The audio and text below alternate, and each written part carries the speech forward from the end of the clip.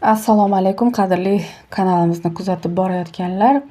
Bugun sizlarga ko'pchiligimiz yaxshi ko'rib iste'mol qiladigan bir mevaning foydali jihatlari haqida ma'lumot bermoqchimiz. Banan haqida.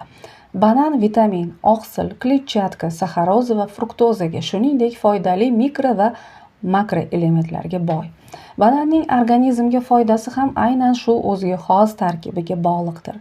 Bu xususiyatlar ayniqsa yurak tomir tizimi, oshqozon ichak trakti, shuningdek miya faolligiga ijobiy ta'sir ko'rsatadi.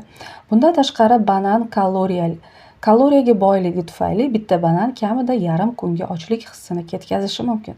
Dietologiyada ham juda ommabop sanaladi. Ma'lumki, bananda juda ko'p miqdorda kaliy mavjud. U natriyning organizmda to'planishining oldini oladi. Boshqacha aytganda, banan suv-tuz almashinuvini yaxshilaydi. Natijada organizmdan ortiqcha suv chiqib ketadi. Shishlar yo'qolib, qon bosimi me'yoriga keladi. Oligosaxaridlar tufayli banan kalsiyning singishiga yordam beradi. Kalsiy esa suyak tizimini mustahkamlaydi. Suyaklarni mustahkamlashda natriyning dushmani bo'lgan kaliy ham muhim rol o'ynaydi. Foydali moddalar organizmni viruslardan himoya qiladi. Demak, immunitet tushib ketmaydi. Bundan tashqari, banandagi B va C vitaminlari immun tizimini faqat himoyalash emas, mustahkamlashga ham yordam beradi. Mevadagi antioksidantlar erkin radikallarga qarshi kurashib, organizm qarishini sekinlashtiradi. Banan oziq-ovqat mahsulotlaridagi foydali moddalarning yaxshiroq singishiga yordam beradi. Bu mevadagi oligosaxaridlar va pektin moddalar tufayli yuz beradi. Ular ichak mikroflorasi ishini faollashtiradi. Bundan tashqari, banandagi moddalar viruslar va kasallik qo'zg'atuvchi florani o'ldiradi. Banan tarkibidagi fermentlar tufayli organizmda oshqozon ichak trakti devori va yaralarni o'rab oladigan maxsus yopishqoq shilimshiq hosil bo'ladi. Buning natijasida yaralar tezroq bitadi. Oshqozon shilliq qavati esa shikastlanishdan himoyalanadi. Bundan tashqari, yetilmagan bananlar yo'g'on ichak saratoniga qarshi ajoyib profilaktik vosita sanaladi. Bananning yana bir xususiyati tarkibidagi dag'al oziq tolalar ichakdagi zaharli moddalar, kanserogenlarni yutib yuborishdadir. Kletchatka ich kelishini tartibga solib, muntazamlikni ta'minlaydi. Bu esa o'z navbatida qomatga ijobiy ta'sir qilishi mumkin. Banandagi pektin moddalar organizmdagi pestitsidlar, radioaktiv moddalar va og'ir metallarning ionlarini chiqarib yuborishga yordam beradi. Xalq tabobatida ham banandan keng foydalaniladi.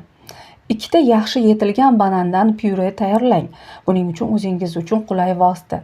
Go'sht qiymalagich, blender yoki sanchqidan foydalanishingiz mumkin. Keyin hosil bo'lgan bo'tqaga 200 ml qaynagan suv, 60 gradusdan yuqori bo'lmasin, qo'shing va 5 gram asal qo'shib yaxshilab aralashtiring. Tayyor vositani kuniga 4 mahal 50 ml dan ichish kerak deyishadi. Bu esa yo'talga qarshi bananli ichimlik foyda berishi mumkin degani. Bitta yetilgan banan pyuresi ustiga 1 stakan qaynagan suv solib yaxshilab aralashtiring. Hosil bo'lgan choy yurak tomir tizimi, jigar va buyraklar uchun juda foydali deyishadi. Bundan tashqari, choy shishlarni yaxshi ketkazadi. Uni kuniga 4 mahal 50 ml dan ichish kerak. Yuqori qon bosimiga qarshi ham foyda berishi mumkin. Gipertoniyadan azob chekadigan odamlarga kuniga hech bo'lmasa bitta banan yeyish tavsiya etilar ekan.